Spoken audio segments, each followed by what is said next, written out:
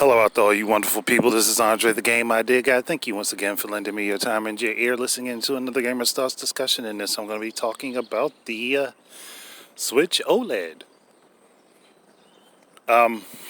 which is basically just a revision of the Switch that fixes several of the problems that people had with the original model when it first released, mind you. The issue with the screen, the issue with the stand on it, and the issue with the dock not having a LAN port. Now, the original Switch will not be discontinued, and if you really use your Switch in docked mode a whole heck of a lot, you don't necessarily have to get this one. I mean, it does have a little bit sleeker of a look, but that's really about it. Oh, you also lose one USB port in the new dock, in the OLED dock versus the original dock. But you use that USB port for an Ethernet port. So if you're already using a USB to Ethernet or USB to LAN adapter, then you don't really gain anything by getting this other one. Unless you have one of the original model Nintendo Switches, this really wouldn't do much for you. But that's also only if you're using your Switch undocked. It's really just an upgrade for it undocked. Now, I did make the discussion last month that it could be a Switch revision, which this technically is. It's a revision in the sense, like when Nintendo went from the DS to the DS Lite, or the 3DS to the 3DS XL. It's not really changing what the internals of the hardware is, just fixing some issues that the device had. Now, what I will not say is that this completely kills the notion of an upgraded model of the Switch. What I do think, however, it does say that Nintendo was focused on fixing the issues with the Switch in handheld at the moment.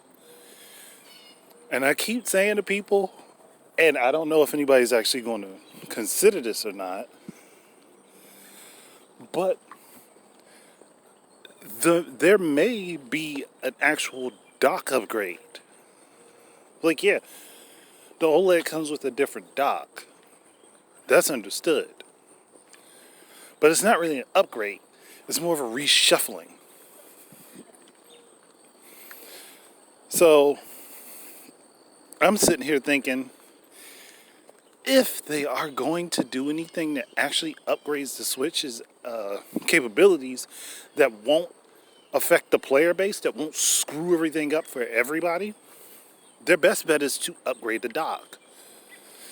Meaning that at some point, maybe 6-7 months down the line, if they decide to do it after the release of the OLED on October 8th, they could drop an updated dock that will help boost performance when the Switch is docked. And that means it wouldn't affect any gameplay whatsoever for anybody who's already got the Switch. It wouldn't affect titles that are coming out negatively. It would just boost performance when the Switch is docked. I think that that's the route that they would take. I mean, personally, myself anyhow, because the Switch itself doesn't use a whole lot of wattage. One, you would need more physical wattage to come out of this machine in order to get the performance enhancements that so many people are agitated that they're not getting. You would literally need that. Two,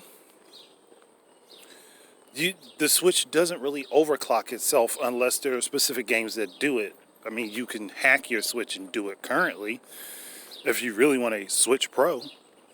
That's the route you can take, and there are people that have done that have overclocked their Switch's CPU. I think they overclocked the CPU and the GPU. That may wear it down faster, but you'll get your higher boost performance. I don't know how much it'll be boosted, but you'll get it. On top of that, people got themselves hyped up. Nintendo never promised all this crap. And I'll say it again. Everybody listened in to people spreading rumors. People talking about rumors. Oh, well, Forbes and Bloomberg said this. And where have they been right? Oh, they got an OLED screen on the new model. Wow. And the screen is a little bit bigger. Wow. They were so correct. Everything else was wrong. But they got those 2 points right. I keep trying to express for people, and I guess it's just because my channel's not big enough and I don't have a large enough following. But if you pay attention to Nintendo's patterns, you can tell what the hell they're going to do. I've said it before. And I'm certain that if they are going to do an upgrade to the Switch that boosts the performance, I mean, I don't even expect 4K. I expect 2K at maximum, because I don't think that they're going to try to run that tablet that hard. Unless they're going to put new hardware inside the dock, which could help get them to that 4K level, but it still wouldn't make much of a difference. Because you still got to think about the base hardware in it. Unless they're, again, going to have it so that when you're docked and there's identical hardware in the dock that's in the actual tablet, and once you connect the tablet to it, it'll run it. What is it? Crossfire, I think is what it was when you would have 2 GPUs running on a singular CPU and a PC. There's something that they could do. And I know that there will be people that will say it can't be done with USB-C, but I'm starting to think it can be if you know what the hell you're doing.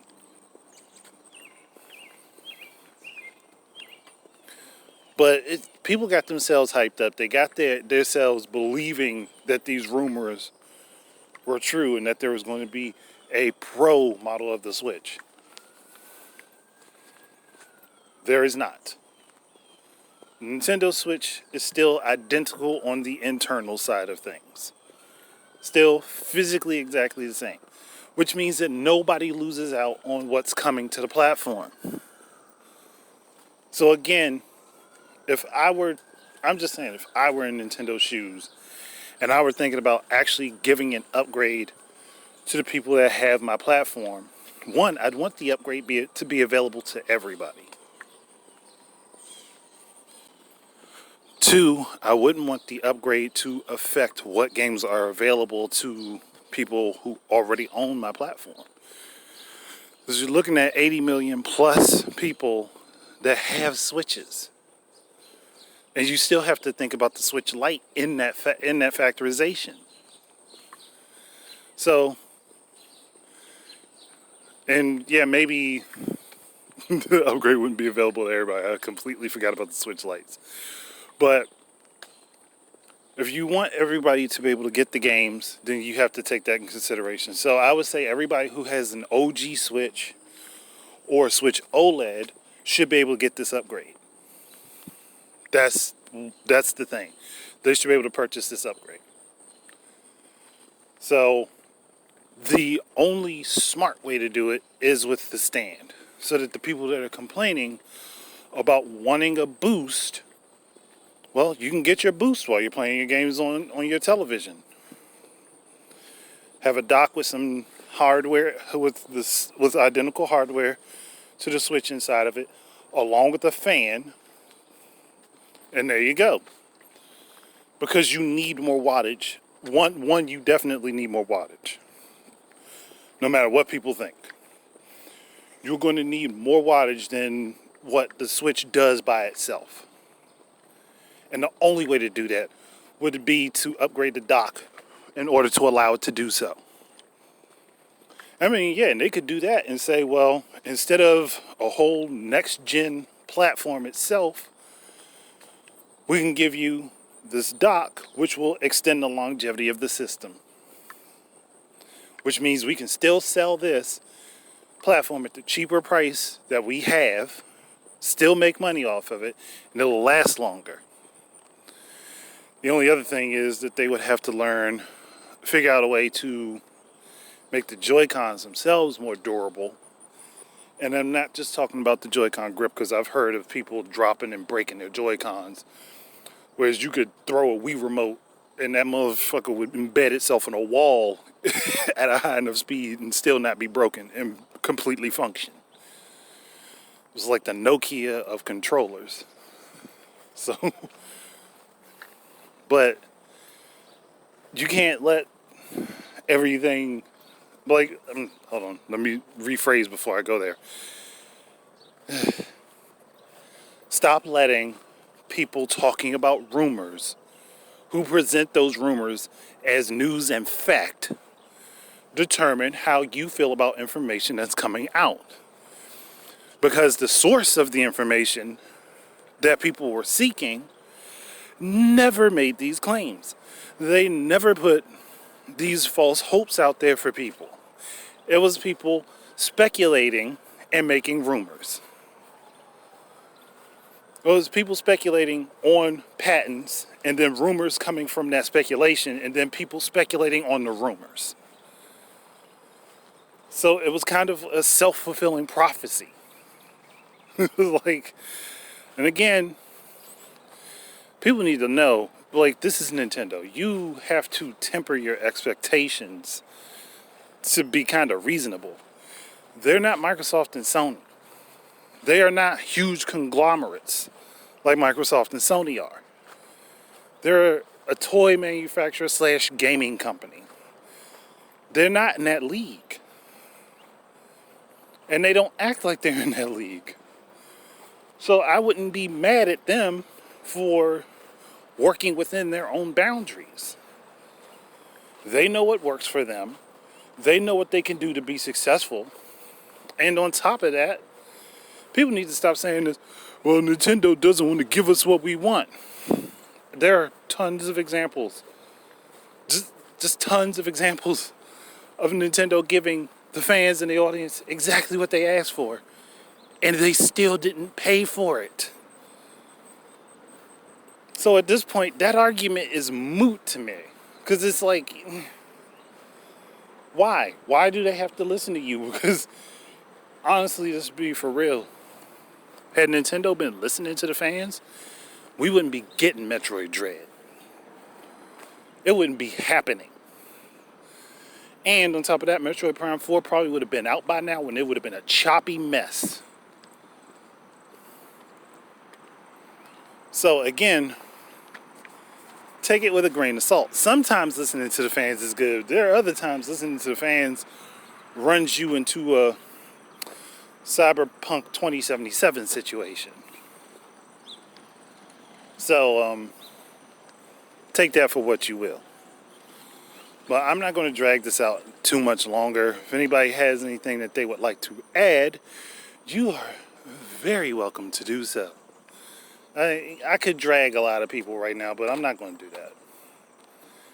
that. Too many people had their pride hurt at the moment, and I prefer to let them stew on that a little bit before I decide to drag people. So we're going to go ahead and let that go. But thank you guys very much for listening. Keep your eyes and ears out for more stuff from me. And until the next time, enjoy your games. Peace out.